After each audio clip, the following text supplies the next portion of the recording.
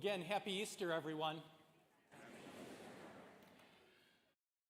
A couple weeks ago, somebody asked me what I enjoyed reading in my spare time. I laughed. I do not have spare time. But I thought back to when I was a vocation director and would spend a lot of times in the airports. And there was a series of books I was fascinated with that I devoured, if you will. It was written by an author named Clive Cussler. And these are action-adventure books. The main character is called Dirk Pitt. And him and his partner would be maybe like a James Bond type person. They could fight off armies. They could fight off, the terrors of whatever is going on in the world and maybe come out with a scratch or two. One of those things but it was the way the author wrote it. It was very intriguing. It would always catch me in that first chapter, and I would say, one more chapter, and 2 o'clock in the morning, one more chapter. But it was very predictable. You know that he was going to win. You knew that everything was going to be all right. Started thinking about that question and about the Clive Cussler books. And I thought, I think that's how we sometimes feel when we hear the Gospels proclaimed to us week after week. Because we know the end of the story. We know how it's going to end. We know that Christ wins in the end. And yet sometimes I don't think that we understand what the apostles went through. How everything that they thought they knew was dashed on that Good Friday and Holy Saturday. They followed this person for Jesus for a number of years, at least 3 years for the apostles. They saw the miracles that he did. They saw his love of the enemy, of the Samaritans, of the Romans. They saw his compassion. They saw God working through him, and they put all their trust in him. And then on that Friday, they see this gruesome death, and they ran away, and they hid. Would they be next? I don't know about you, but I've had days like that. I have days when I thought it can't get any worse, and then it does. I think many of us have had those things happen to us. Time after time, we get put up against this wall. And we just seem to be massacred by family members or friends or enemies. One devastation after another, one health issue after another. The apostles and the early martyrs, they had a choice. They could take the things that they saw with their own eyes and become cynical, give up hope.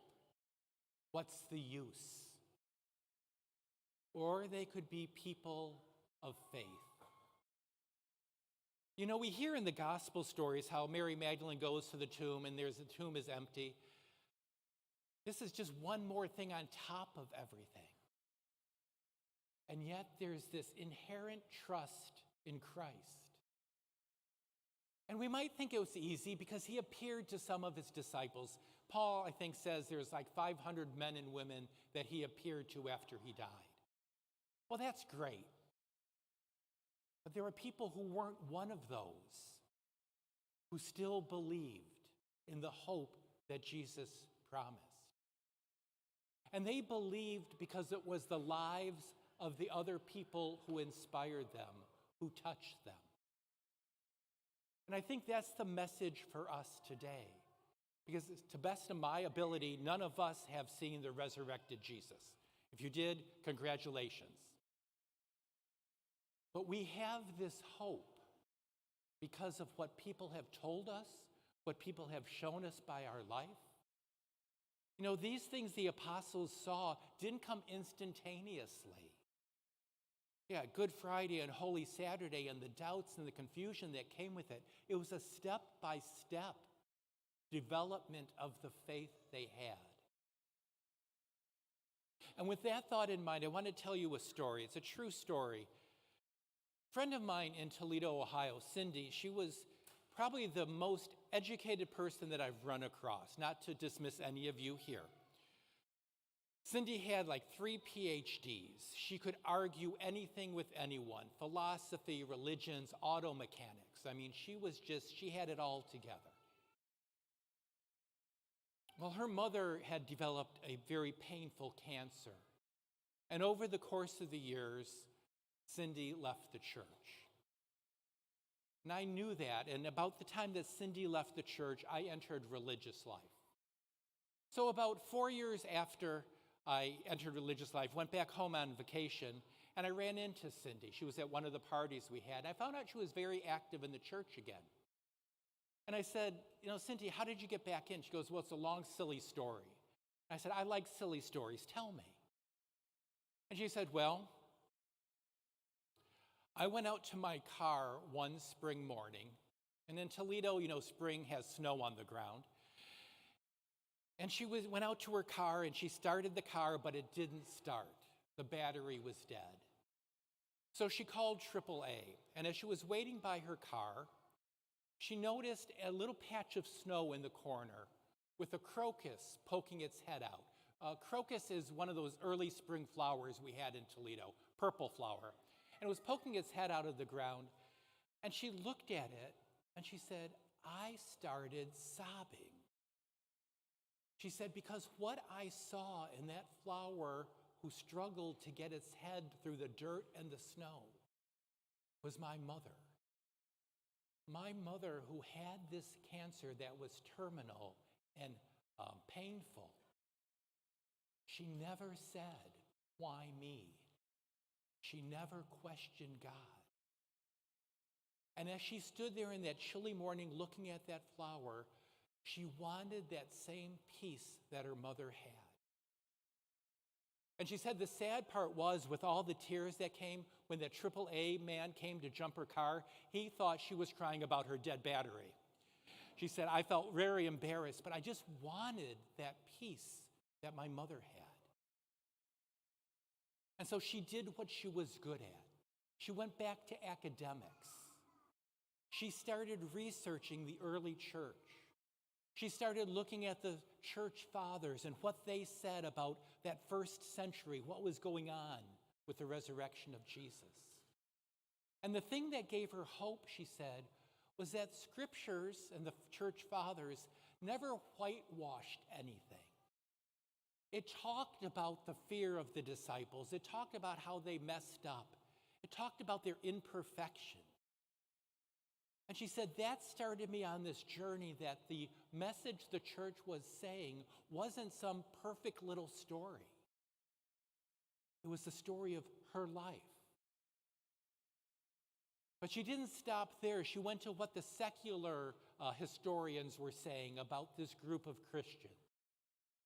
How they believed so strongly in the death and resurrection of this person, Jesus, that they were willing to give up their lives. And she said, that's when I had to make a decision and say, just because my intellect can't perceive it, the lived experience that I have seen through other people have helped me come into this relationship with God. And I think that's the message for us today. Because I think within our lives, we all run against those days that is one thing after another, no good news, one disaster after another. And we have the opportunity to do one of two things: to become cynical, to say, I buy into what the world wants me to believe, or we can look into the empty tomb and see that Christ was raised from the dead and there is hope. Again, this isn't a lightning bolt thing. It doesn't happen and you get this poof, this gift of grace, and it's happily ever after. It is a day-by-day struggle to stay on the path and to keep looking at the doors that God is opening for us. So we have a choice. Are we going to buy into what the world says, become cynical people, When we look at our political system or the economic system, the health stuff that we struggle with? Or are we going to be people of faith who live out and inspire others to become people of hope? The Eucharist that we have today that we celebrate is the body, blood, soul, and divinity of the risen Christ. It comes into our body and it metabolizes into our body and becomes part of ourselves.